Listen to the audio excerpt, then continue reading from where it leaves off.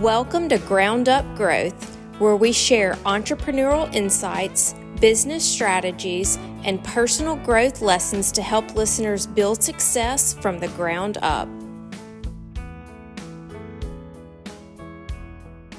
All right. Kick it off. Welcome to Ground Up Growth Podcast. This is our very first podcast. We're super excited about this. And today we got Michael Dier with Watkins Roofing to tell us a little bit about himself. And we're super excited. So we're going to jump right into it. So, Michael, why don't you tell us a little bit about, start from day one. I mean, where are you from? Yeah. Family. I mean, obviously I know you, but we'd like for our listeners to get to know you. Yeah, I'm from Dier, Mississippi. Grew up on Henderson Road. Got a sister, mom and dad, family of four. Went to Terry High School, or started at Gary Road Elementary and went to Byram Attendance Center until they, tore it down and moved to Terry High School, I guess halfway through 10th grade, and graduated from Terry with honors, and went to Hines for a couple semesters and realized I was about done with college and went straight to work. So it was a great place to grow up. Kind of hate that our kids don't experience the way we grew up. Oh, yeah. But really love Byram and proud to be a part of that community growing up. You're, how old are you? 43. 43, I'll over be the hill. 44 in May 1st, yep. I'm coming right behind you. I'm 38. So Yeah, we're getting old. tell me where the potholes are. Right? Yeah, they're everywhere in Jackson. So, all right. So, obviously, you own Watkins Roofing, Yep. which is a very large company that has done super successful. It's been fun watching that business grow. Yeah. So, all right. So, you went from Hines to what? How'd you get into, or did you have a job before that? What'd you do? Well, if you want to talk about jobs, I think it's important to tell you my first job. And, I think from an early age, my parents kind of taught me the value of money and hard work. So my first job was 16. I didn't get a hardship license like everybody else. I had to wait a year and started driving at 16. But my parents made me get a job in the summer and to pay for my car insurance for the whole year. I think that's huge. Yeah. So my first job was digging ditches on foundations. So I did that for 3 years with a guy named Clarence McMillan. So very hot and hard work. We actually did a lot of the foundations out there in Gluckstadt, Willowwood. Is that right? Big neighborhood, close to Twin Cedars. What is it? Wildwood? You're talking about Wildwood. Wildwood. Yeah. I'll never forget a big house pads and found out what you didn't want to do. kind of, yeah, right. Huge jobs. We would take 2x6s, 2x8s and make the forms. We'd take sledgehammers and drive the stakes in the ground and nail the forms to the... So you were 16? Yeah, I was 16. Have a trencher. They'd trench out the ditches, and you'd have to have a guy in the hole shoveling out the excess dirt. Did all that. It was hard work. I think I made like $5 an hour, something like that. Man, I think, and this is already on a rabbit trail out the gate, but I think that's such a big thing with the car insurance. Yeah. My kids will pay for their car insurance because it's automatically, you're not going to speed. Yeah. You're not going to do anything crazy because, whenever the rates increase 10%, that's a big deal when you have no money. Right. I just think. Not that I was probably thinking about that back then, but Right. I get what you're coming from. I think that's a brilliant thing. So. Yeah. I felt like it was important, kind of in my journey of understanding cost of things and what money. So you dug ditches from 16 to... 16, pretty much 3 summers consecutively. And then, golly, through that period, my dad was a roofer. He didn't really do what I did as far as re-roofs. He dabbled with it, but he kind of found out early on that, repairs were where he wanted to be. Yeah. Not that he told me as a kid there were better margins than that, but there was. He got really good at it to the point where he was considered an expert, where several insurance companies, when they couldn't get the certain result they needed, they'd call my dad in and he'd go out and fix it the first time and could charge what he wanted to charge, because not taking advantage of people, but just a premium because he was good at it. So, to be kind of his apprentice at that age, and looking back, being a teenager, I don't think I really took it serious. I was just kind of there because he wanted me to be there. Right. But I really did listen and watch, and looking back, it was a very important part of my growth journey and Right. learning and understanding the business. Right. Even though I was kind of like, I don't want to get up early in the morning and go with you, but I actually absorbed a lot of that and applied that to my business, like big time. Like the way we do repairs, a lot of it is from what I was taught at a very early age. That's awesome. Yeah. Man, that's awesome. But, outside of that, I do recall being in the service industry very briefly. I tell my kids think it's hilarious, but I did work at Shoney's for 3 days. Really? Yeah, in Clinton, Mississippi. Really? So you're the only one in there under 65, huh? Yeah, I got a real funny story about that too. So the first few days is, they put you in a room and they watch VCR tapes of training. These days don't even know what Shoney's is. Right. I mean, I remember coloring Yeah. on the little things on the table. I mean, it was a good spot back in the day. We used to, we didn't have a lot of money growing up, so Shoney's, go to Shoney's, it was kind of cool. Yeah. But anyway, that was my first job, and at the time, I think it was before I even got my first car. My parents had I think I had a wreck or something. I can't remember, but for some reason I didn't have my car, and my parents had a 1986 blue Astro van. Really? So not only was I already embarrassed to work at Shoney's, but I had to drive that van to work. So it was like a deadly combination. Was it one of those vans that had the dining table in the middle and the curtains on the? No, it wasn't that. The It wasn't the deluxe deluxe edition. It was the bare minimum edition. I mean, it had like it was blue with blue interior, like fabric interior. I mean, it was like this is why this is so good, because it's like I would never know this, and that's very parallel with my situation. I grew up with my parents had like a sky blue station wagon. Yeah. With wood grain door panels. Yeah. And it would burn oil. So like they'd come pick me up at the car outer line. It would just big cloud of smoke. You talk about embarrassing. Man, That'll humble you real quick. I'm telling you, man, I was embarrassed You're so bad only as cool as what you get picked up in. That's right. I mean, I remember my mom picking me up from school and in that van, and I'm like terrified. But I meet you at the gas station. Yeah. Mom. And I was super shy growing up. I wasn't very social. So I mean, it just made it even worse. Getting picked up in this van. But yeah, I drove it to work, and like I said, first few days, did the little video training, and then I finally got a chance to shadow like a waiter. Yeah. And then I finally got my chance to actually do one by myself. And like I said, my kids think this is hilarious, but I waited on a very elderly couple, 70s, 80s. Obviously, you were at Shoney's. Yeah. And I had their plate. I don't know how I was holding it, but somehow my thumb went in their mashed potatoes. And there was like a perfect thumbprint in there, and I didn't know what to do, so I just gave it to them. And I'll be dog if they didn't eat all the way around that thumbprint. Really? And they didn't give me a single dime for tip. Oh man, you should have That was my last day. Should have got some brown gravy and poured it in there. But that was my last day at Shoney's. All right, so you're out. So you quit on your own, or I quit. You got cut. That's the first time I ever quit a job. First and only time I ever quit a job. But it was truly not my cup of tea at that time. Right. Yeah. Now I think I could do a better job of it nowadays. All right, so you're out of the digging ditches. Yep. You're out of the restaurant industry. Yep. And how old are you when you leave Shoney's? I'm probably 18-ish, Okay. 17, 18. Still got some runway. Yeah. Did you work? What was your next gig? So the way I recall it, I was kind of just in limbo trying to figure things out. And I had a really good friend of mine growing up that I met when I was probably about 7 years old. He lived on Marwood Road. I lived on Henderson. So they're kind of like, Perpendicular. Yeah, that's right. And I kind of met him. He came up to our back fence. We had like a little 5-6 foot cyclone fence at the back of our property. And I met him at the back property, and he, he's selling me baseball cards. Right. Yeah.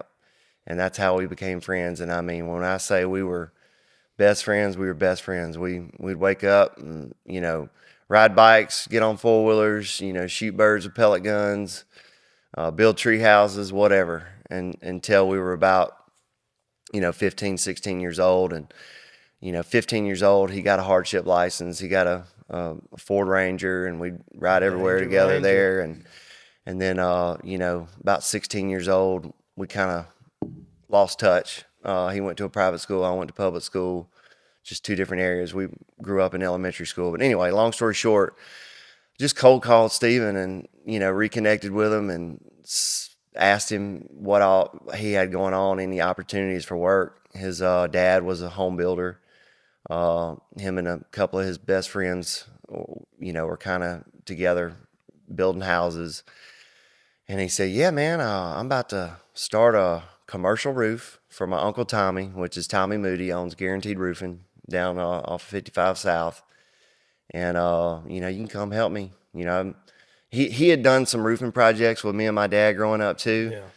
Yeah. So he had kind of known a little bit about it, but we were both just grew up, around fathers with very good work ethics, that really supported their families.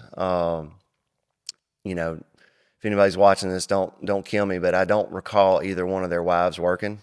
So they provided for family of 4, family of 5 on their own. Yeah. So anyway, he said, yeah, come on. And we went, and it was, I think it's called Cedar Woods Apartments. It's right behind the Chuck E. Cheese on 55 North.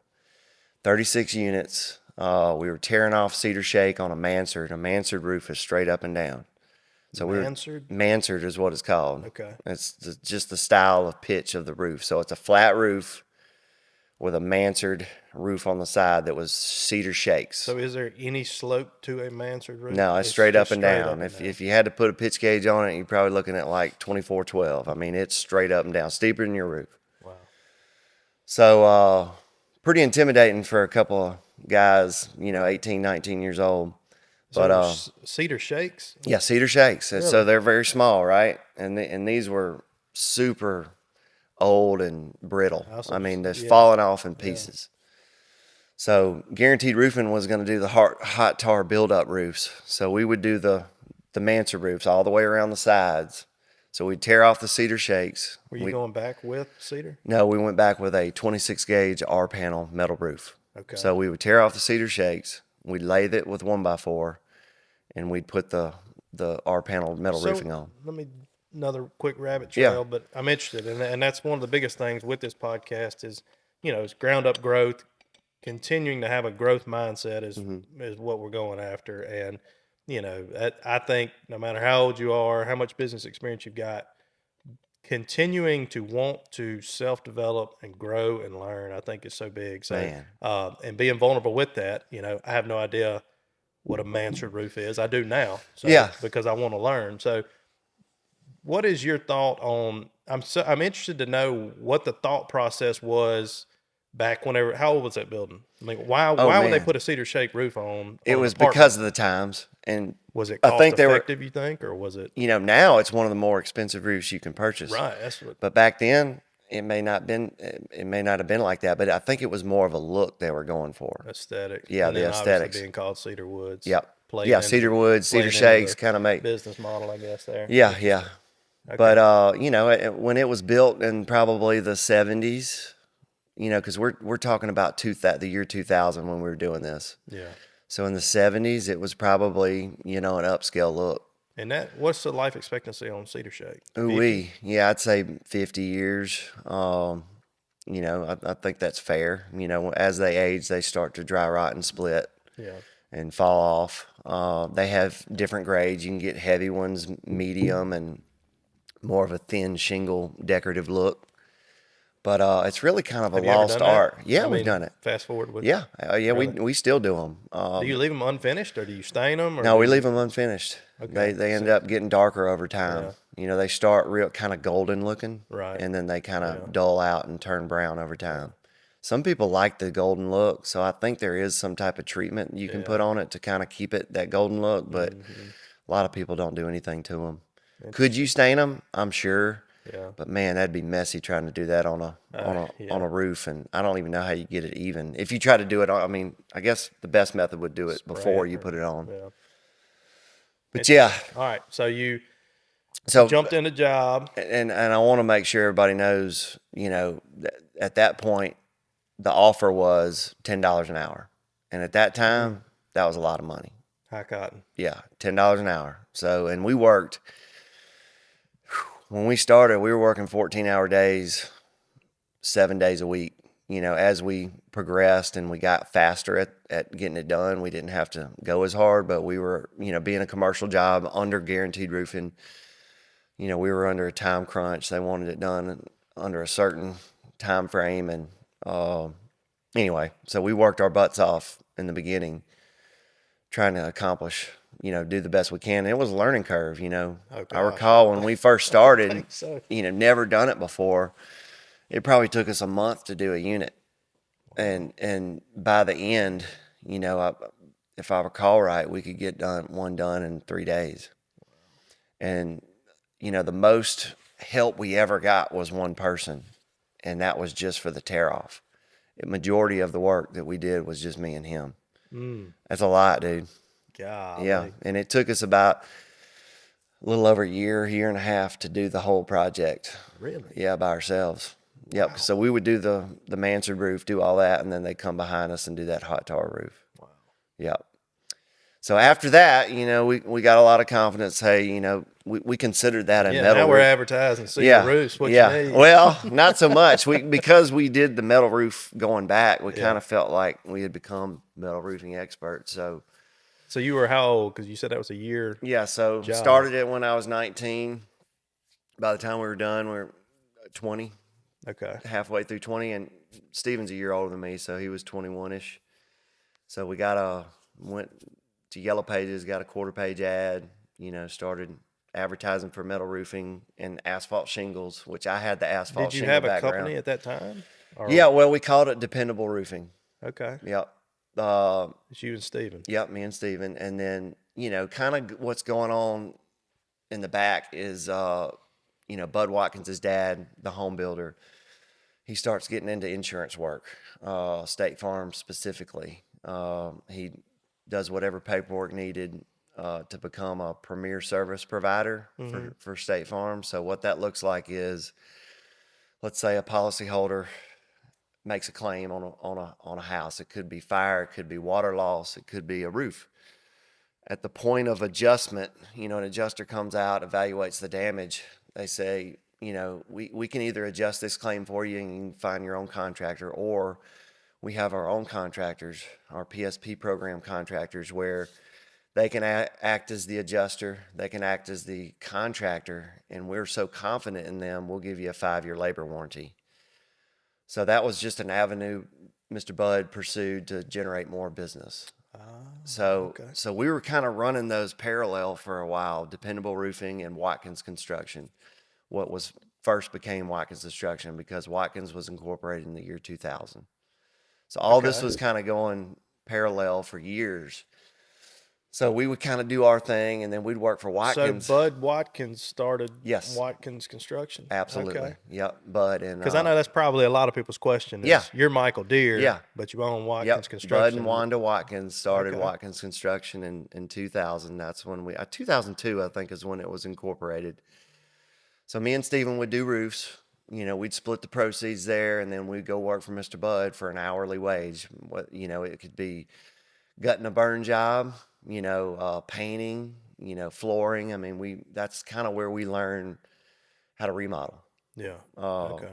So, and that ran for, golly, I remember our first significant roofing play was in 2005.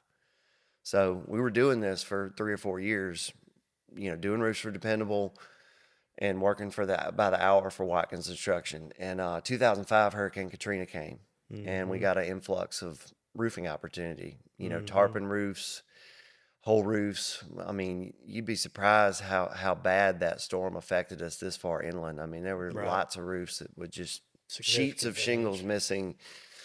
And because we were, working with State Farm, it generated a lot of opportunity. Right. And really, What was I the haven't really. competition like during that time frame? I mean, was there a Oh bunch man, of? Was it? I mean, I remember no drip. I remember a few storm chasers kind of coming in around then. Elite Roofing, David Wilbanks. Just a few. Yeah. Um, I think as we go along, I think it's important to mention David Wilbanks at some point because, and we can go ahead and mention it now. I do remember somewhere along the line because I've never really like written it down like a timeline, but I kind of recall it the best of my memory. But I'll never forget going to David's website, probably mid 2000s, and I'll never forget he had a website, and on the homepage it was like him and like a couple of guys and like a couple of trucks. And I'm like, oh my gosh, that guy is giant. I want to be like that dude. Got it going on. And because it's just me and Steven, and we subbed out labor, we got a crew.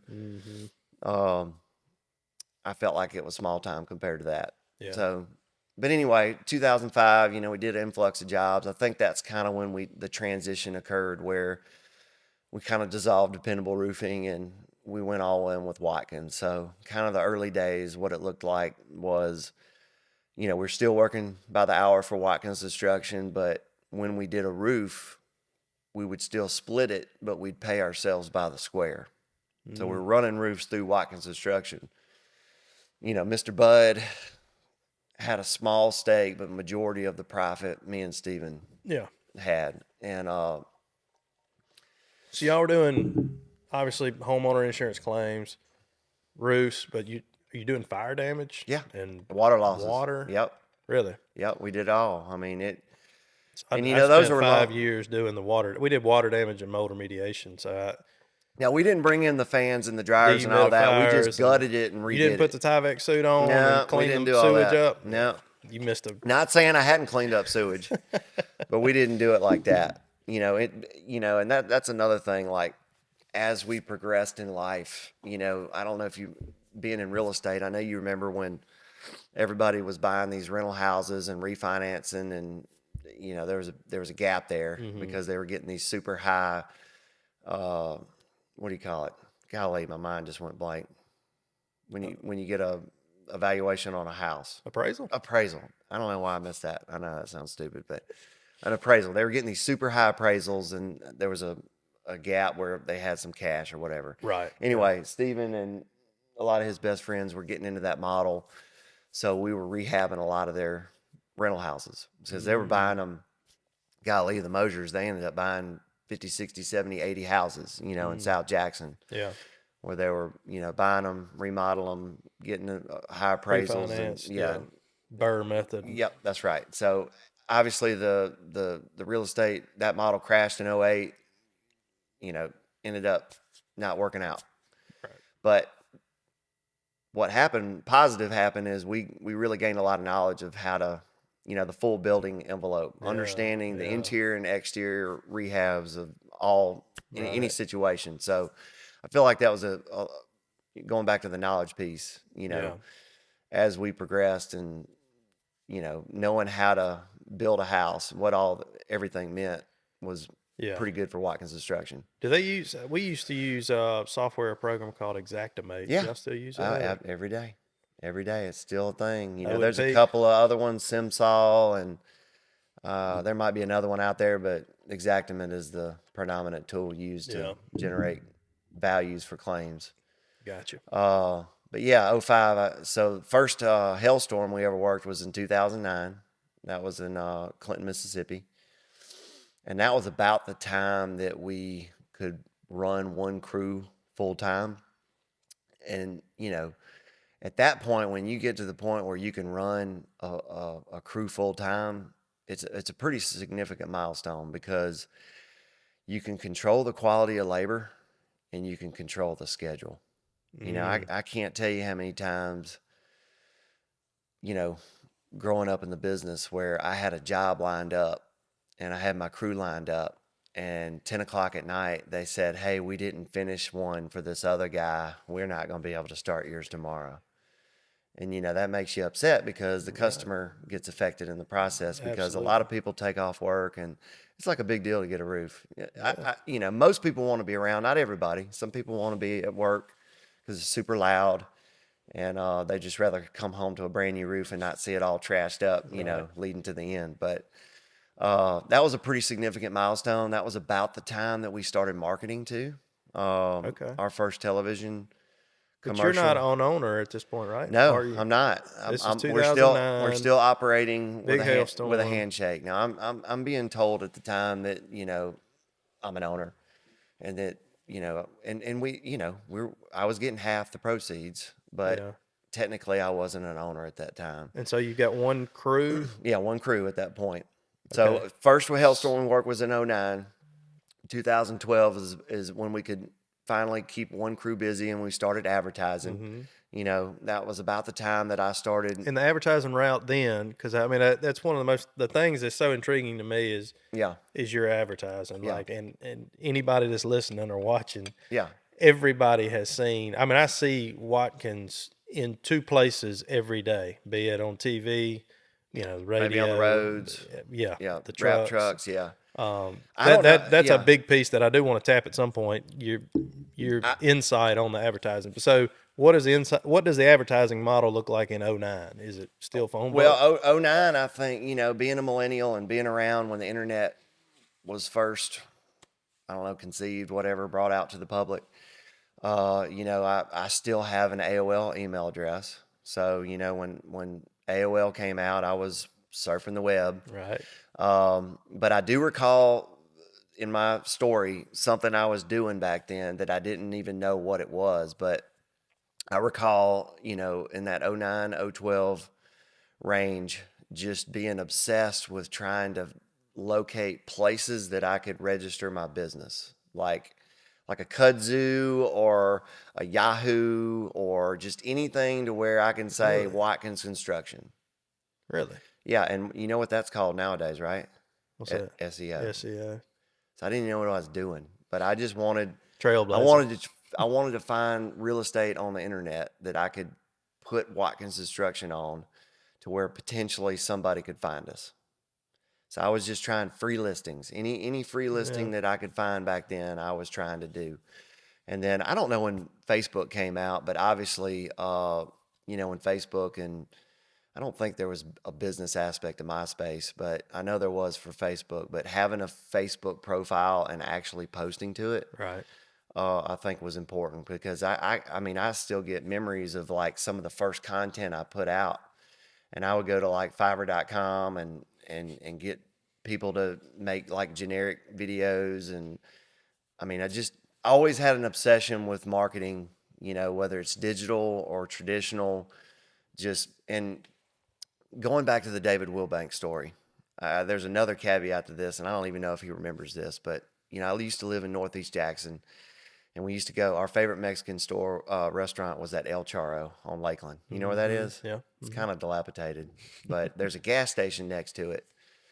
And I don't know what year this was. It was probably 2016 or 17.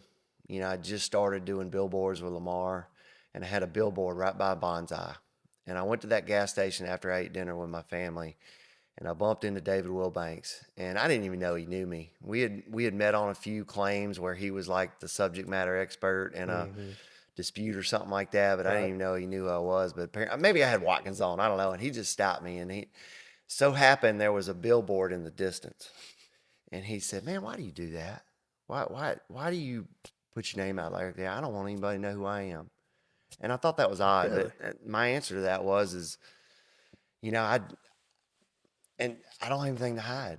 I do. We're doing the right thing. We're paying our taxes. We're paying our crews right. We're providing a service that I felt like nobody else could provide. I'm proud of it. Right. But you think back to early on. When you look at the billboards and you look at the TV commercials and you look at our online presence and you look at our wraps and all that stuff, we did that alone in the roofing industry for years and years and years where nobody else did. And we gained a tremendous amount of market share because of that. Now, when you look and when you're watching TV and you're looking at billboards, you see 3 or 4 roofers. Right. That's super, super recent, Paul. Right. That's only like the last couple years. Right. And that's one of the biggest things that I've noticed, because I do the billboards too, and it's in my industry is a little bit different, because I could see somebody seeing the billboard and being like, oh yeah, I need to get a roof. Let me call him. Yeah. But I mean, to this day, and I've been doing billboards for 10 years, and not one time has somebody called me and said, Right. hey, I saw you on the billboard. Will you sell my house, or will you sell It's my very land? rare. Nobody I've ever had do it happen, because but people it's ask me all the super time. rare. They're like, is it worth it to do it? Yeah. And I'm like, it's It the just same all as ties in, you know? Exactly. And to the point I made earlier, and I'm not up to speed on marketing and all the analytics and stuff, but I've always heard, your conversion rate is way better if Yep. if you're in 2 places. Yep. If I see Watkins logo and then I hear it on the radio, like your mind automatically, all right, they're legit, Right. know.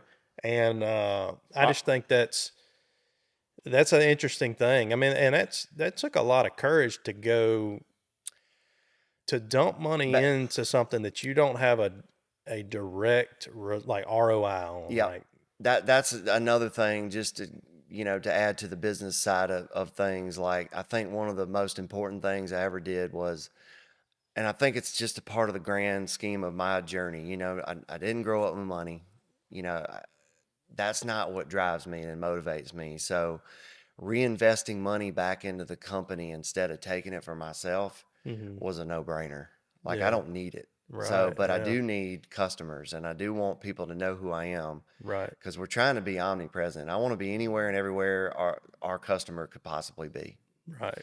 And that's been the strategy since day one. I don't have anything to hide. We do the right thing. Right. Why not just put it out there all that in, we want to be, in the very beginning, back when we were in High Street. I mean, shoot, back when our first office in Highway 80, I made this kind of like mission statement where, I want to be in the greater Jackson area. I want to be in every conversation about roofing, period. Not saying that that's ever going to be accomplished, but if we can get in the conversation, I know we're going to have a good chance. Right. Yeah. And that was really the basis for all of our advertising efforts, is just being in the conversation. I don't care where you live. Right. You could live in Presidential Hills or Twin Cedars. Right. We want to be your roofer. That's right. And yeah. That's another strategy I don't think every roofer takes. Right. They door knock, and they door knock these high end neighborhoods, and they want to advertise to a certain net worth client, and we've never been like that. We've always just wanted to serve the community in any capacity we can. Right. And you never know where the next lead will come from. That's the never same thing know. in real estate. I mean, it's, some people say, well, I'm not going to sell a mobile home because the money's not there. We do so many mobile homes. And it's like, yeah. but the guy in the mobile home, They need a his roof friend too. or family or whatever, got Absolutely. $1 million house they want to Yeah. sell. Who they going to call? That's Not right. the guy that turned them down, And I think I could totally see that being, and that's probably in every industry. I mean, you can't, I'm sure. you definitely can't be too good for anything, and you Yeah. gotta claw your way through Yep. all of it. And Another important part of the puzzle of our growth journey is repairs.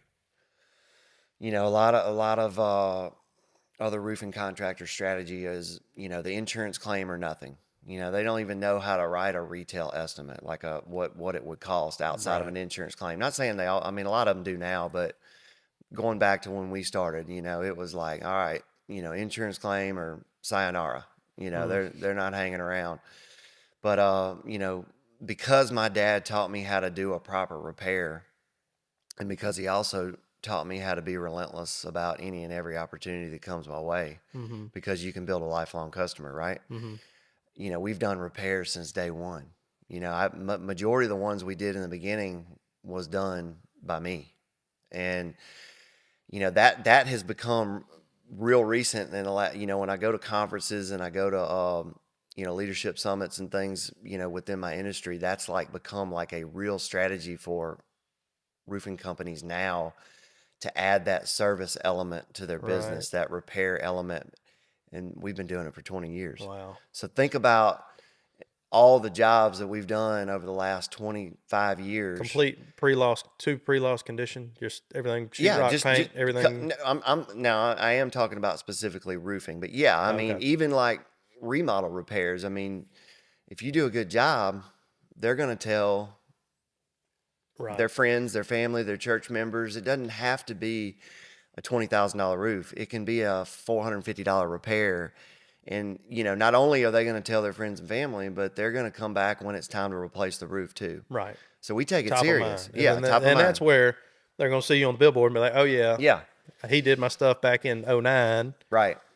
And obviously he's still around because he's advertising. Yep. So when we, and this is a true story, when we first got it started, you know, doing whole roofs, whole asphalt shingle roofs, you know, we would hire a crew, and you know, because my dad taught me how to flash chimneys, you know, I would actually bring a double axle trailer out with a vinyl siding brake and a coil of galvanized metal, and while they were tearing off the roof, I would flash the chimneys. Really? Yep. And I did that for years. You know, my goal was to get there about daylight and be out by 10 a.m. So I don't know. It's been a Right. wild journey. And you know, 2013, I don't know if you remember that big hailstorm.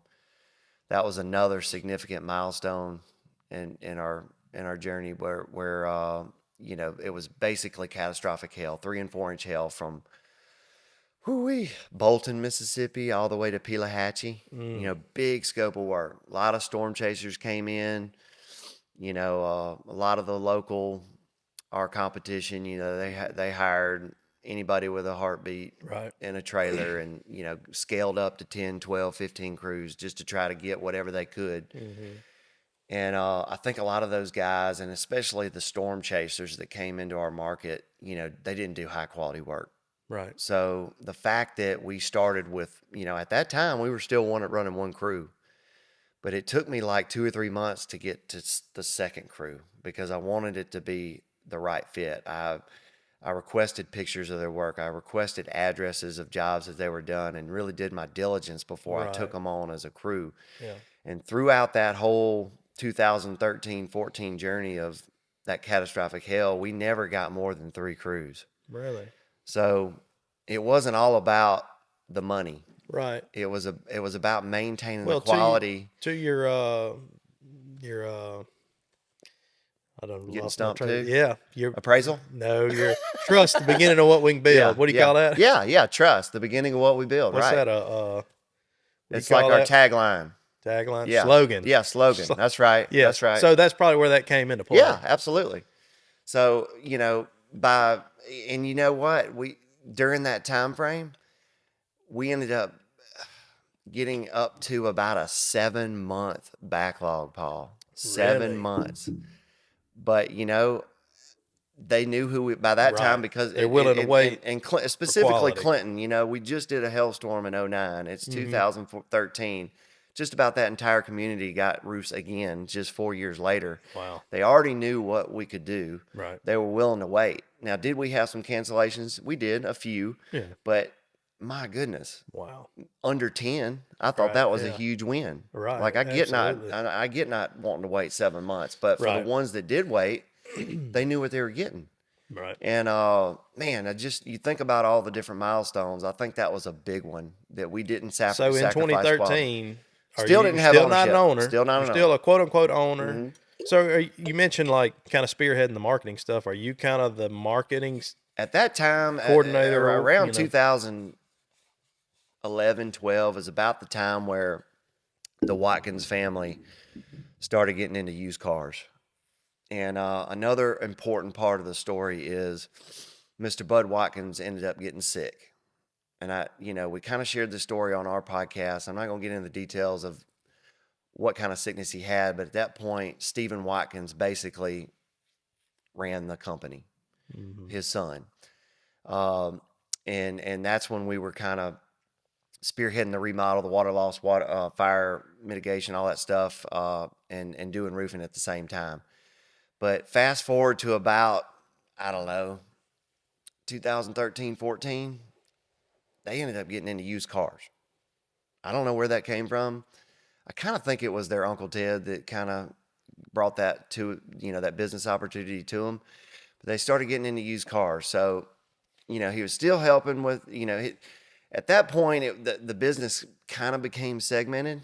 Stephen was in charge of all the large loss, all the water and fire, bigger construction jobs, and I basically ran with the roofing side. Yeah. And we kind of ran parallel for years. And then they were, they throw the auto sales in the mix. I mean, we got a lot going on, Right. especially the Watkins family. They're trying to run this big construction company and have multiple car lots, selling used cars. So it was a lot going on around that 13, 14, 15 range. So 2016, I'm about 5 years into marriage. Oh yeah, where does Sally come in the mix? That's what. Yeah, 2011. 2011. Yep. So married. I've got 2 kids. She's in public accounting. She's got a 9-to-5 job. We're trying to balance work. I know work-life balance is a topic that we could go down, but yeah, I mean it. 2009. 2013. These are times, which 2009 is before my marriage, but 2013, 2014, I mean, I wasn't around, Paul. Yeah. I mean, I was working. I mean, I remember being on roofs with flashlights trying to get to everybody. I mean, it was a very difficult time for the business, and it created a strain in my personal life because, I put so much emphasis on the company. But there again, if it didn't do that, we probably wouldn't be where we are. Right. So it served a purpose, but, life was tough. And then 2014, I got the great idea to buy a house in Northeast Jackson and completely gut it and remodel it and live with my in-laws for 5.5 months. So, I mean, life was like nuts in this time frame. But, 2016 comes about, I'm really starting to scale the business. I went to a conference in 2014. This is a very important milestone. At that time, I was basically doing it by myself. Stephen was helping when needed. But you're still not an owner. Still not an owner. Okay. We did hire a guy in 2013 to basically sign, proceeds agreements or insurance contracts, that. Yeah. But we were paying him a salary. And there wasn't really any sales to it. He was just showing up and saying, hey, I'm with Watkins. We can do your roof for the insurance claim amount, so on and so forth. So, but I went to this conference. So 2012, we became an Owens Corning Platinum contractor, which is a pretty significant designation. At that time, there was only 300 contractors in the nation that had that designation. Wow. Went to a conference, golly, I don't even remember what it was, maybe Arizona, I'm not sure, but I met this guy on the way back. His name is Chuck McGee. God rest his soul. He just passed away about 6 months ago. But he started asking me questions. Who does this? Who does this? Who does this? And the answer was always me. I was doing all these things that apparently their company in Hammond, Louisiana had built out. They had salespeople, they had job supervision, they had a bookkeeper, they had somebody answer their phone. You delegated everything out. At this time, I did all that, and it's crazy that I got it done, but I felt like I had to. Right. Had obligation to the success of the company. Right. So that really sparked an idea and a concept that I didn't have to do it by myself.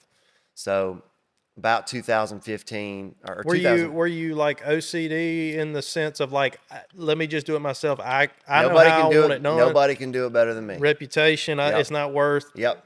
See, I struggle with that all the time. I Still have, struggle with I it. have I cannot delegate. come a long way, and I've gotten pretty good at delegation. But there's still times where I'm like, man, can't believe that just happened. Right. If I was doing it, that would have never happened because I'm so obsessed, Right. But at the end of the day, I mean, let go and grow is a real thing. Absolutely. And there's only 24 hours in the day. So at some point, right, if you're going to continue to grow, right, you got to let delegate. Yeah.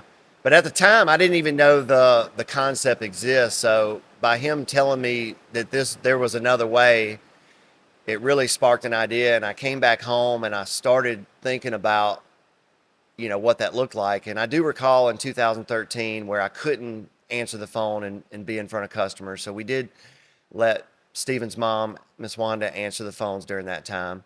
I do recall in 2014 to where I couldn't run 3 crews and get in front of the customers as well as I could. So my very first hire was Jeff Thomas, and he supervised the jobs, managed the jobs while I sold, and we did have Steven and our other guy help us during that time frame too. And then I remember, 14, 15, hiring somebody full time after the hailstorm happened to answer my phones. And I do remember, hiring a bookkeeper, somebody to keep the books. And then I remember hiring my first salesperson in 2016. So leading up to all this, I was the main salesperson. But 2016, I hired my first salesperson. I was scared to death. Trained him for literally 4 months, Paul. 4 months. That's how crazy I was, because I just wanted to know for sure that he could represent it the way. And, now reading the 80-20 rule, knowing that he didn't really have to do it just like me, only 80%. But I was that crazy. I was just so concerned about every single little aspect of the company.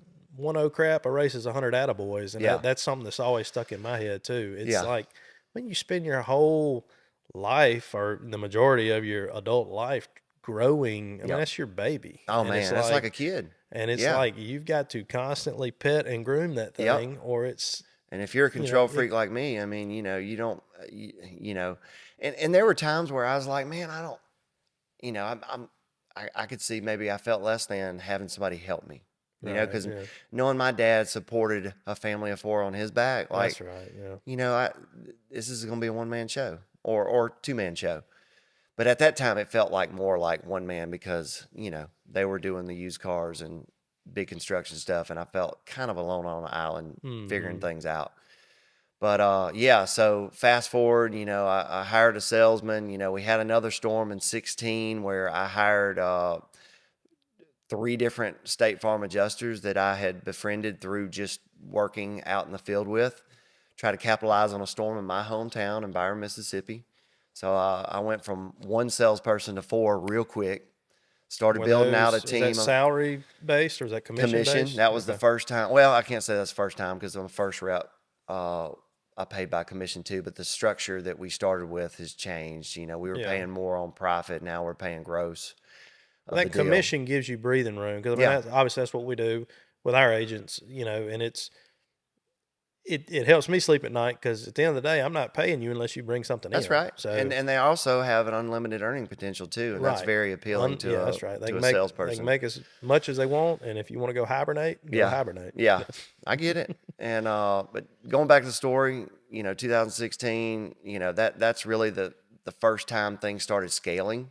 Where I started hiring, where there was pain points, bottlenecks, and about that time, because it got serious. I mean, we were probably doing 3-4 million or so at that point, and that's when me and my wife kind of had a conversation, and leading up to this, it was a handshake, and it's time to get something in writing. Right. Yeah. So, had a conversation with Steven. He was up for it. Reached out to a best friend of mine that was an attorney. Got our first agreement in play where I'd be 50-50 owner. And there was a gradual buy down over 10 years to where after 10 years I would own 75% and he would still retain 25%. And at that time, man, talk about a happy dude. Man, I was so happy that, that monkey was on my back, that all that work that I'd put in meant something. And I actually had legal ownership of the company. But another thing that helped with is just confidence. That, oh man, this is really half mine now, and it really poured gas on the whole situation. So kind of go from 16 to 18. We grew another few million, so we're around 6.5 million in revenue around 2018. and had an opportunity to grow again in Hattiesburg. Another relationship that was built with an insurance adjuster, and his hometown. He was just here briefly for a storm, but he was going back to his hometown in Hattiesburg, and just we really, made a connection and said, "Hey, man, I want to bring Watkins to Hattiesburg." And just 2 years prior, I just had a huge win getting ownership, so it's kind of scratching my head. How does this work? Because as much as I appreciated that first deal, I didn't really know if it would be fitting for this new opportunity to be under those circumstances. So, and you're going to have to even let go even more. Yeah, because you don't live in Hattiesburg. That's right. That's right. So I'd had to put my trust in him too, to be able to replicate what we have done. Extend that brand down there, but racked my brain on how I could do that. Thought about franchising. Thought about a few other creative ways, but at the end of the day, through conversations with mentors in the industry, people that I, really respected, they kind of encouraged me to kind of go back to the table and see if there's an opportunity to, buy the Watkins out, or, them buy me out and me kind of go out on my own, or just take it to the court and dissolve it and split the proceeds. So that was, and I didn't get into this in our podcast where I told the story, and I don't like really telling it with this much detail because I don't ever want to disrespect anybody that was involved. Like, I love the Watkins family. I'm so appreciative of the opportunity that they gave me coming up. But, at this point, it's just like, man, this might need to happen. Right. So it was probably the most difficult conversation I've ever had in my life, going to Stephen and talking with him about this, opportunity. But I did it. We were able to come up with an agreement. And, in 2018, I became sole owner of Watkins Construction. And, man, talk about confidence again. Super thankful, super proud. We had done a good job of scaling to that point, but, that really gave me, more ammunition to grow even more. So, where we were sharing a location on Highway 80, we bought our first building in a high street. Yeah. What was your thought process behind that? I mean, this is not a complete real estate podcast, but I would love to, where we can, inject real estate topics and different things, just because every industry, whether you own a building or you lease a building, real estate is a component of every business. So I would love to. You already know the answer, but having that market. You wanted to be able to walk to the rodeo. The rodeo played a part of it for sure. But, growing up, just studying business and just being a steward of the game, the marketing side specifically, high traffic count, where can we place this location to where we're going to have high visibility and have the opportunity for walk-in traffic. I mean, High Street is the main artery of downtown Jackson. Mm-hmm. You've got the Coliseum right across the street. You've got the Trade Mart. At that time, it was the old Trade Mart. Lots of concerts. The rodeo. Gun shows. Is it the best area? No, but with my marketing hat on, I felt like that was one of the higher visibility areas you could accomplish. Mm-hmm. So many people are starting their mornings going down that main artery, going downtown, and those downtown jobs are higher earning positions. So I felt like it was a good opportunity. It felt within our budget. So you purchased that building when? 2018. Okay. Yep. So that would have been probably summer of 2018. We gutted it out. We made it new. We got some exterior signage. We used A+. Did you put a new roof on it? No, we did not put a new roof on it. We did not. It had like a trapezoid metal panel. It had some 13 damage where it had some dents in it, but it didn't have any leaks. But, we put a lot of money into it. We made it really nice. We built a mock house on the inside. I remember that. showed different types of roofing components, skylights. We had a nice little window where people could come up and pay their bills and, ask about, our product offer, schedule an appointment. We had our sales staff inside. So you ended up getting a lot of walk-through traffic people. More See, than that's interesting the way that- most people would expect. Really? I would say on average 3 to 5 a week ish. Wow. Yeah. Just 'Cause people. see, like, I mean, our real estate office, people don't just walk in and be like, hey, man, just checking to see if you had anything for sale today. But think about the commute though, downtown, working for the Right. state, working for some of these other jobs, just seeing you every Yeah, day, yeah, repetition. And yeah. like, you know what? I need to stop by. Turns Yep. into stopping by one Because day. we branded the heck out of it. We even, we've got these equipters, these mobile debris trailers that we use to manage the job better. We would park one Stage outside those on the corner, and it just peaked. And then going back to the Scott Allen at A+ that did our signs. I had him commission a mural on the sides of Boots and More. That I don't know if you've ever seen it. It looks like a postage stamp. All that was strategy. All that was marketing. We at any given time, I mean, we would have people come by every single week and do selfies in front of that, or get people to take. We would take pictures of them in front of that mural. Right. So that marketing branding has always been prevalent in my brain, and just trying to figure out the next good idea.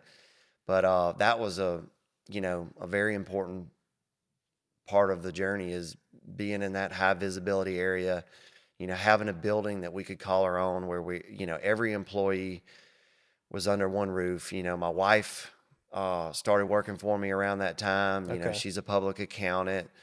She's got more experience in the, in that professional world than I do. Mm-hmm. Super smart, man. She's so smart. That's And one thing be I able wanted to run our touch on, books, because I mean, obviously, my wife works with me in the real Yeah. estate business, and with Sally working with you. I mean, you got any insight, or like just, I mean, because that's at some point you're gonna grind gears. I mean, let's call a spade a spade. Man, like look. balancing. Yep. Because I mean, I study maps all Yep. night long, and Gina will be like, "Put the phone down." Oh, my And it's gosh. like, if you're passionate about what you're doing, Yeah. I mean, we eat what we kill. Yep. We're not W-2 employees, Yep. so it's like our mind has to be on go at all times. But Right. it's like getting out of that hamster wheel is so tough. It's tough, man. How has there been anything gotten that, so that much y'all further. are like, Yeah. hey, this worked great. We set our phones down on this day, or We've is tried there that. anything- We've tried about everything. We Just say yes, ma'am. I guess. I think as you grow and you get bigger, that gets better. But I think there's just sacrifices that you have to make early on. I mean, because in order for you to be successful and get and grow your business to the point where you can kind of step back, you have to be obsessed to a certain degree. You have to wear all the hats. You have to, just obsess. Yeah. And I mean, going back to what we said previously, I mean, season. it was like Yeah. a third child for me. And, Sally says it all the time. Before she worked with the company, she didn't understand what all that was, Right.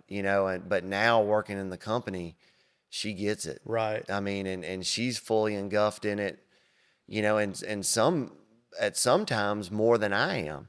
Right. Yeah. And she gets it now. But I mean, it was a challenge. I will say this: we get compliments all the time. We do it really well. We try to be professional at the office.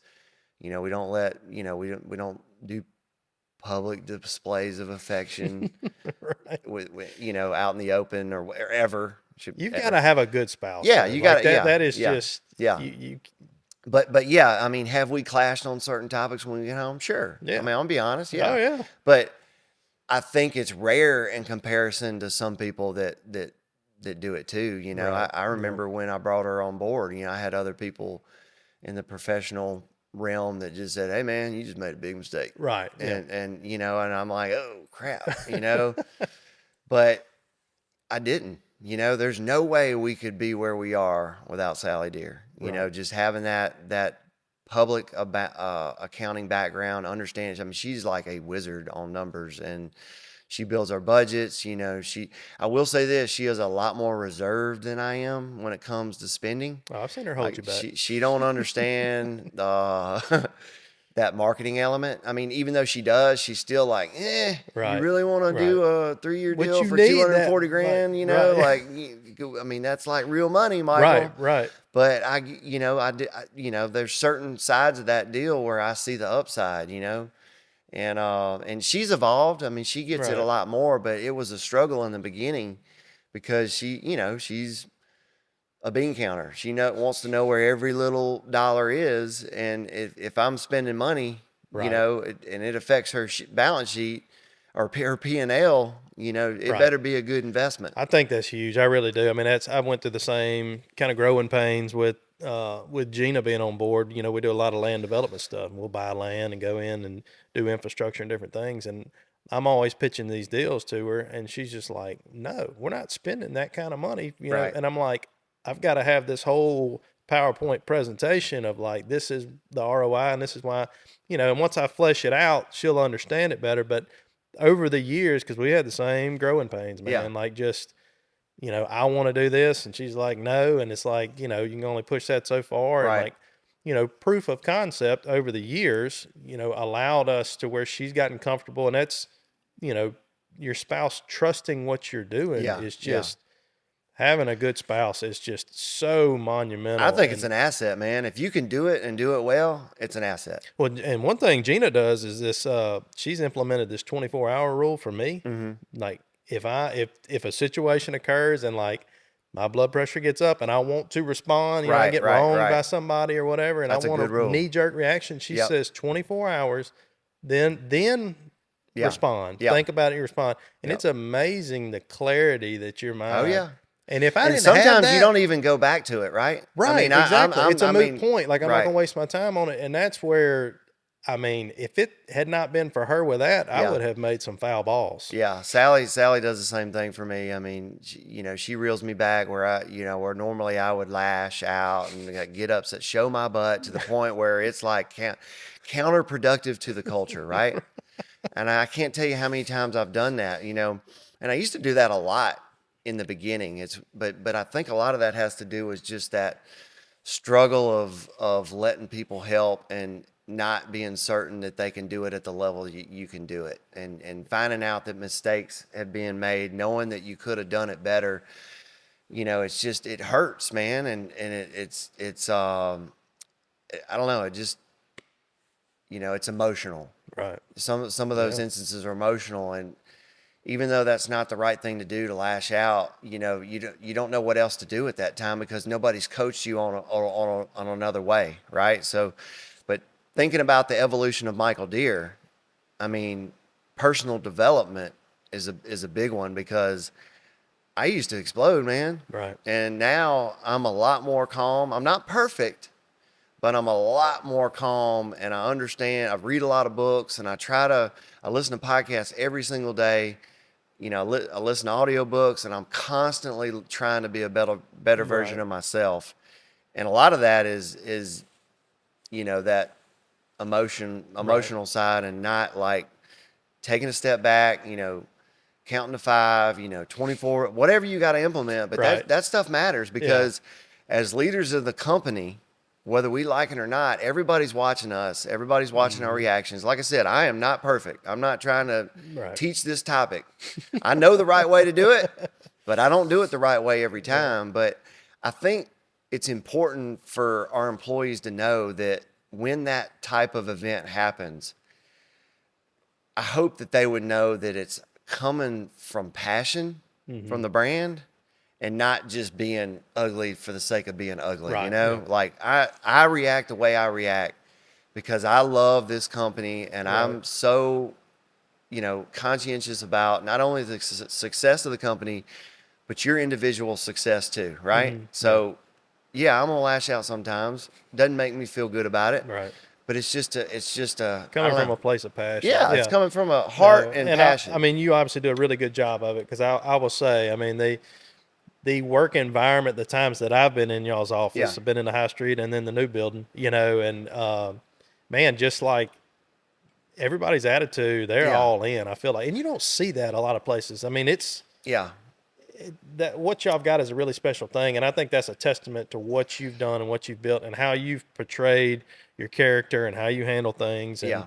I just I think, appreciate that. man, it's just, that's a huge part of it. Culture's And big in any looking back at where organization. we've come Yeah. from, because I'm the same way. Like when I Yeah. first got into real estate, I had a buddy of mine that was in it, and I remember him telling me, this was 2011. Mm-hmm. He said, don't let anybody bully you. When you get in, don't let anybody bully you, because Yeah. everybody's all the other realtors are going to tell you how long they've been in the business and all that. And so I came in like dukes up, Yeah. you know, Yeah. and like my first couple of deals, Yeah. I'm not proud of, Right, you know? right, right. But seeing how I've grown from that to how I handle situations now, you know, with time and then having a spouse You know, it's telling crazy. me to It's sleep on crazy. it. Yeah, no, I get it. And it's crazy how you can almost intertwine a business's growth with the owner or the leader's personal growth. Right. Because you Yeah. have to constantly evolve. You know, what you were in the beginning is not who you are right now, and that's not me for sure. Like I was a totally different person.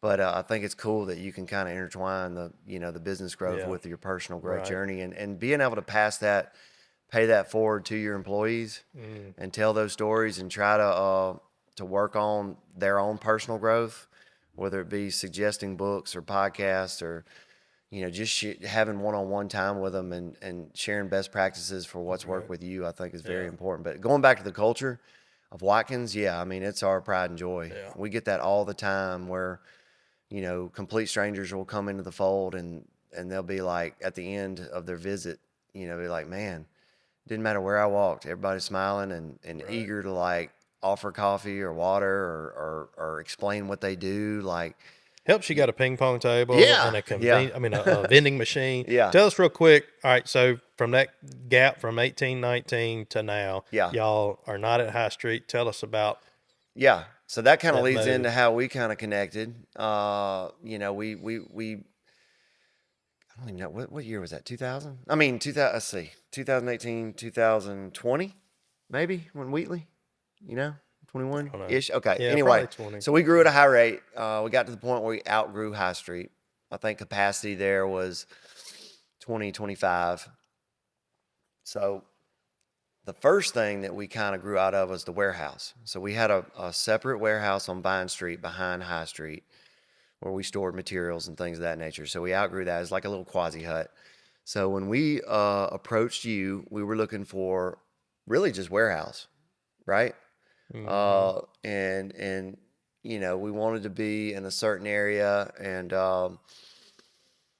ended up finding a place in Ridgeland off North Wheatley that had a warehouse / office situation. Very small, 2,500 square feet, but it was 45,000 square foot of warehouse with a little bit of office, and then it had a detached 4,500 square foot in the back.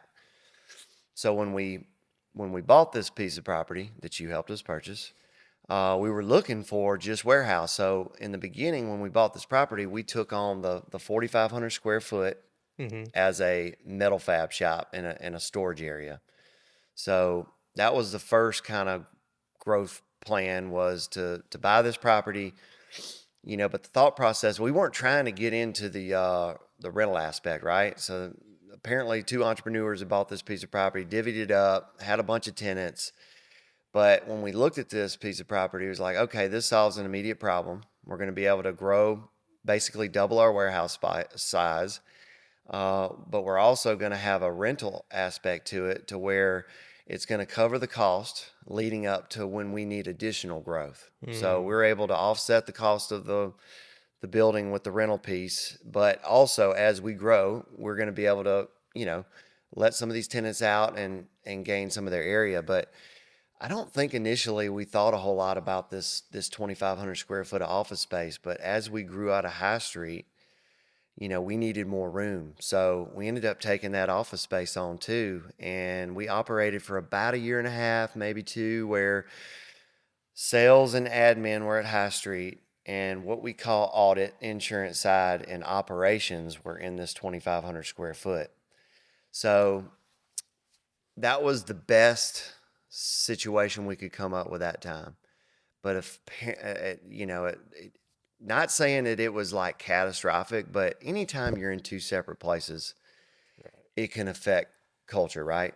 And communication and things of that nature. So after about a year and a half, we felt like that there was an opportunity for us to get better if we were able to, find something with the right amount of office, the right mix of office and warehouse. So after helped us locate that specific building, we reached out to you again. I think we looked at a place in Gluckstadt, or maybe two places in Gluckstadt. We talked about the B&B electric spot in Brandon. I think we might have looked at 4 or 5, and we just couldn't find that right mix. So the last thing we wanted to do was to build. Right. But it's just weird how that piece of property was, but there's like a vacant lot almost in the front of that warehouse. And we were like, okay, we can't find what we want. We're going to build it. So we're going to build on that front piece of property, and we reached out to People's Construction, a company I was familiar with from childhood. They grew up from South Jackson like I did, and we're very intentional on the design. We have a training room like nobody else's where we can have 80 people. Incredible. That was a pain point from High Street. Fast forward 2000, we weren't able to have staff meetings together anymore because we had outgrown our conference room. So when we designed it, we wanted to make sure we had a training room that we could not only meet in as a whole, but we had the opportunity to grow into. Right. So right now we're about 58 employees. We have the ability for 80 seats in that training room. So everything in that build, that design was very intentional. And, we've, we moved in September 2003. Been there a little over, isn't that right? 2003. 3, yeah, that's right. We moved in September 2023. 23. Yeah. My bad. It's been amazing for our culture. That's also, this whole real estate journey has sparked other opportunities between us, on the investment side, commercial real estate. Yeah, we've invested together on some deals. Even some fun stuff, We hunting land. finally talked Sally into Sally loves. letting us add some hunting land to the portfolio. Yep. That's been a good one there. Yep. And I think, you're doing a really good job of diversifying your investments outside of just your business. You've got rental property, you've got hunting land, and there's, why you don't get a direct ROI day one on hunting land, the appreciation, and, and you're building a brand on those things. Sure. And it's good for culture too, like hunting land. Like we just had 18 of our employees come to my place, and golly, I don't know if it's illegal or not, but we had a doe day. Can I say how many does we killed, or is that illegal? Just say you're on DMAP.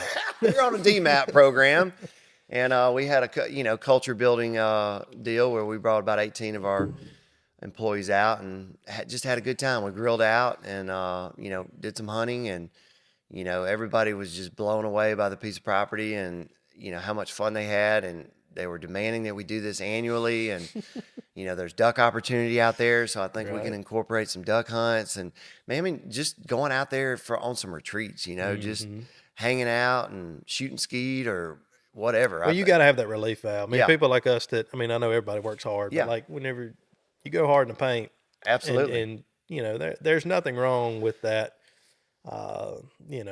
Treat yourself. That's right. Aspect, but in the name of investing, it's still absolutely. It's going to appreciate over time. And land has done over the last. Sally's biggest objection was that immediate ROI, but going back to what you said, there definitely will be. Look at Yazoo. The first hunting property I bought with you. We made a really good return on that, and you got in a very short amount of time. I think I owned it 1.5 to 2 years. So you got to have a good realtor. Yeah, that's right. Find the right buyer. You did awesome on that deal. But but going back to this other track, we're calling this my legacy track, right? But you never know what happens. Something may happen to me, and Sally may need to sell it. Right. It's gonna turn a profit. Yeah. I'd like, as much as I'd like to hunt that thing until I die, I don't know when I'm gonna die. Right. Yeah. So, but it serves more than one purpose. You can't look at that stuff as just a And your return, in kid. my I mean, opinion. that opens the whole other The memories and that's teaching right. your kids I brought woodmanship my and son just out there numerous times. We're trying to, again, we're working with peoples on trying to build a cabin out there and, encourage my family to go out there and just kind of detach from the world, put the cell phones down, appreciate nature, and ride four-wheelers, side-by-sides, whatever. I'm excited about that possibility. It's probably going to be a year and a half or so before I can make that yeah. a reality. But, my dad took me to deer camp growing up religiously. And I can still remember, golly, one of my fondest memories was he had like a single cab 1989 Silverado, when they just changed that body style. It was a really, like, one of the nicer looking trucks out there, but it had a cassette player. And, I was probably 14, 15 years old, and I popped a Vanilla Ice tape in the tape player. And the reaction that he had listening to that, I'll never forget. But yeah, I mean, he took me all the time, and took Yeah. me and my sister, and took my mom. I mean, it was like a part of, that's what we did during hunting season. Yeah. We went on the weekends. He'd work all week long, and we'd go every weekend religiously. And I want to be able to share that with my family Right. too. So that's kind of the basis for, part of the reason why we got this property. So I know we're about out of time, but I did a couple of just kind of fun questions. Yeah. One, if you were not in the roofing industry, what would your dream job be? Or I guess it wouldn't be your dream job. What would your job be if you were not in the roofing industry? So I already have the answer to this. Okay. And one of my buddies, Sam Mars, is probably going to hate me, but I think I could do a heck of a job with promotional products. With that Sam bought some marketing. land from me too. Did he really? He did. He's got a lot of family land in Yazoo, I think. I don't know where he bought his. Yeah, but, it was in Benton. But with that marketing mindset that I have, graphic design. I like graphic design. I think I could do some really good things in promotional products. Even though that's kind of a weird answer, I think that would be my answer. Outside of that, probably something construction related. All right, rapid fire. What's the best business advice you've ever received? Oh my goodness. Best business advice I've ever received. Golly, I actually answered this in my on my own before this, and I already forgot it. I think treating people the right way, doing the right thing. I think business owners try to make things too complicated. I tell my team all the time, it's all about the fundamentals. Like, keep it simple, showing up on time, being presentable, doing what you say you're going to do. If you tell somebody you're going to give them an estimate that afternoon, give them an. I mean, it Or at doesn't. least call them and tell them, hey, I know I told you I'm going to give it to you, but I can't, and this is why I can't. It doesn't have to be overly complex. It doesn't have to be all technological and software related. It can just be, that good old boy mentality. Just yes, sir, no, sir. Right. Yes, ma'am, no, ma'am.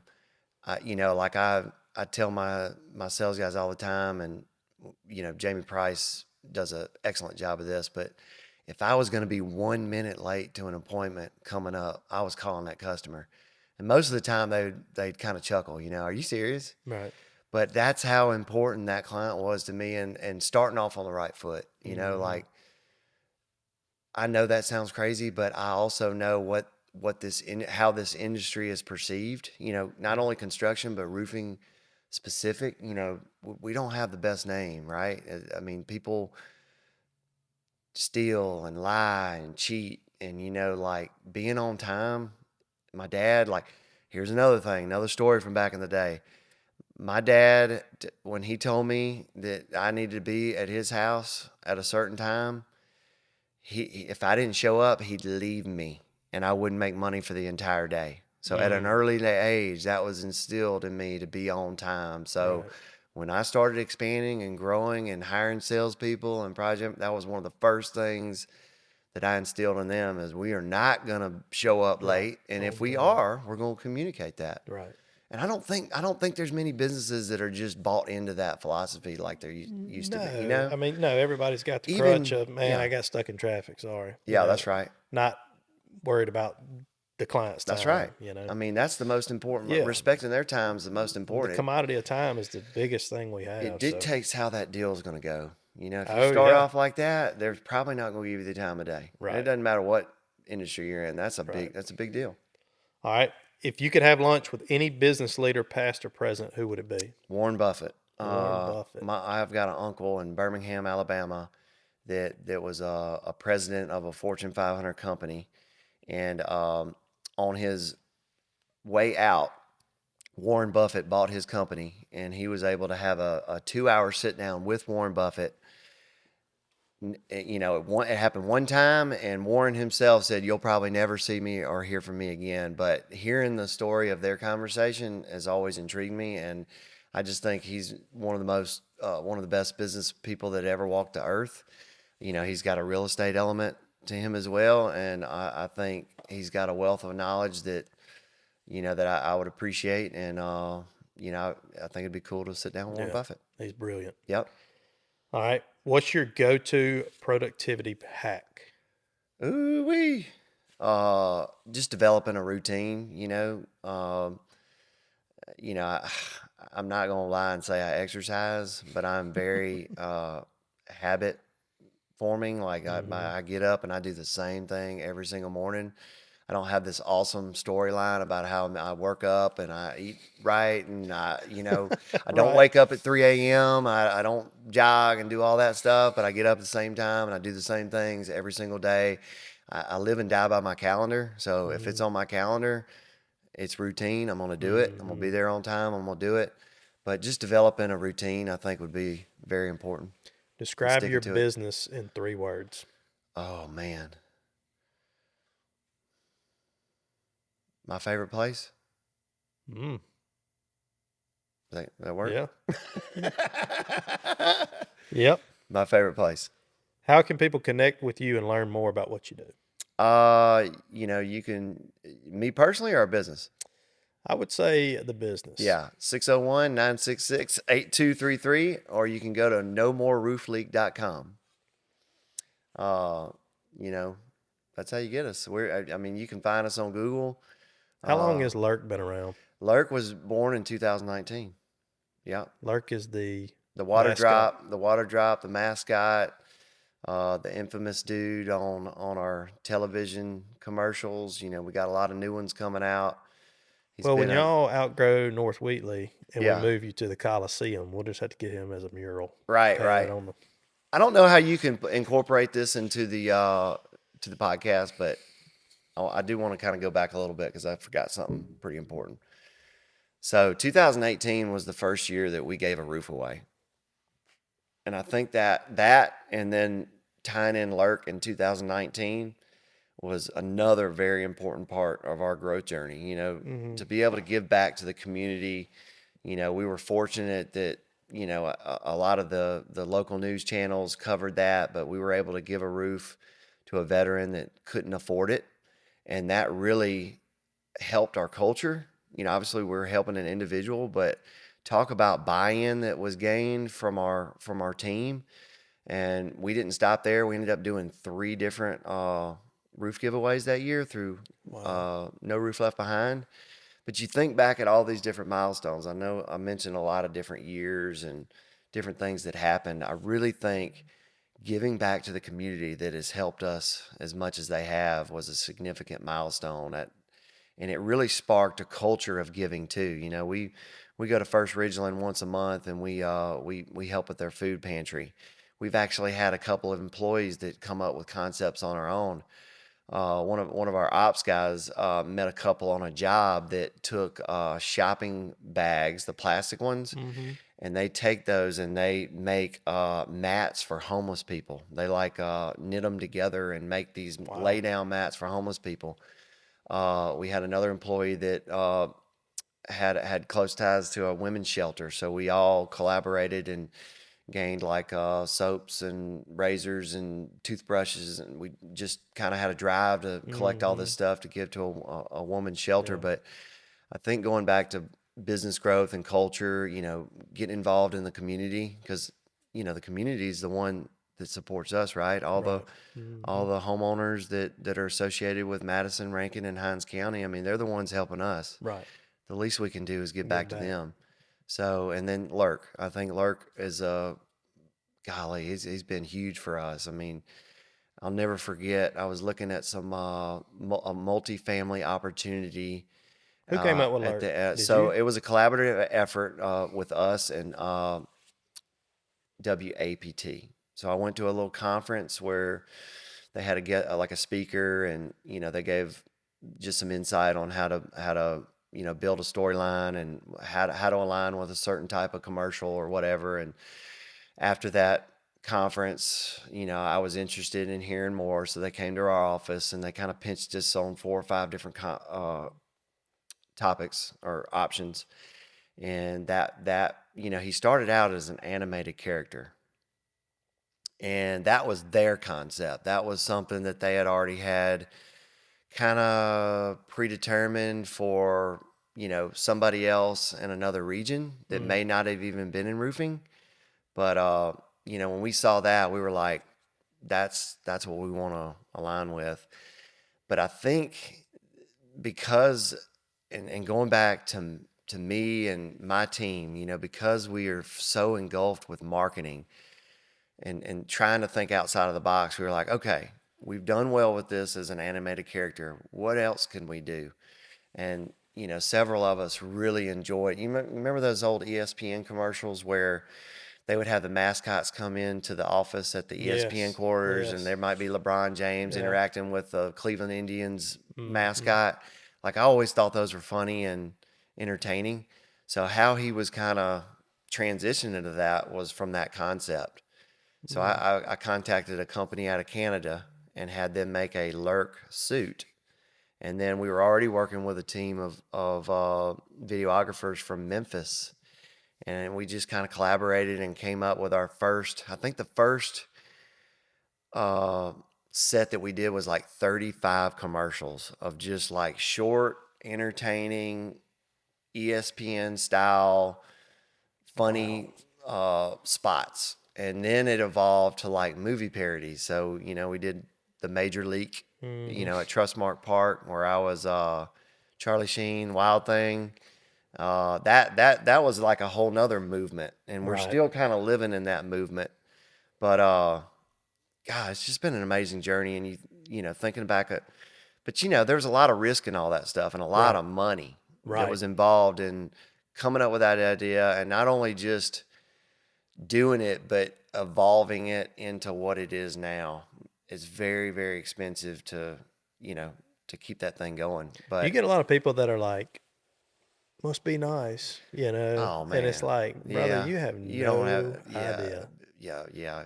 I mean, that's been going on for over a decade, but it's Get just to the point where you're just, like, you know what, it is nice. yeah. Well, no, I'm still I'm still humble enough to where I don't respond like that. I mean, but at the same time, it's that almost scarcity mindset, like just people don't understand that. Can't even expect them to understand that. When I was missing dinner with my family on a roof with a flashlight, like all that served a purpose to get to the point we are today. It's a very important part of the story, and people don't ever see that, and they will never see that. They just see the success and what they're seeing now. And man, it was hard, Paul. You know it. I mean, it's hard. I mean, the work-life balance piece is super hard. Do I kind of, look back and say, do I regret not doing certain things? Yes, I do. I do regret that. But I will say this, I never missed a baseball game, never missed anything at school of any significance. I always made those. Right. But I definitely missed some other stuff, especially when my kids were young. But if I didn't do that, I don't think I would have been able to provide for them like I can now. Right. Or it would have been delayed. Yeah. And so, all in all, I'm proud and thankful of everything that we've accomplished at Watkins. And I hope that my kids and my wife are proud too. And especially my kids, it it encourages them when the time's right to strive for what they want, their dreams. Because this was my dream, you know, like I wanted to be going back to me, you know, finding David Wilbank's website and seeing that he had those vehicles and those salespeople and all that stuff. I was like, man, that's what I want. I want that. And then, you know, from what I saw to what we are now have far exceeded that. And I never thought it would be possible because don't forget, at one point I thought I was just supposed to do it all and run myself in the ground until I couldn't anymore. But now we have this big team and this big brand, and you know, I get to share my love for the roofing game with other people, you know, on our staff. So we're all bought in. Man, that's awesome. We're ready to serve. That's awesome. Well, so many roofs, so little time, right? I commend you because y'all have done an excellent job, and I look up to you in a lot of ways. Appreciate it. You know, I've got to beef up my marketing. I'll never probably get to your level, but you're an inspiration, and I appreciate it, man, you've got a heck of a story, and I really appreciate you coming on and debuting this podcast for us. So we appreciate you, Paul. You've been instrumental in several, you know, real estate opportunities, and you know, our work together is not done, and just look forward to the next deal. And thank you for having me on. Sounds good. All right, brother. Yes, sir.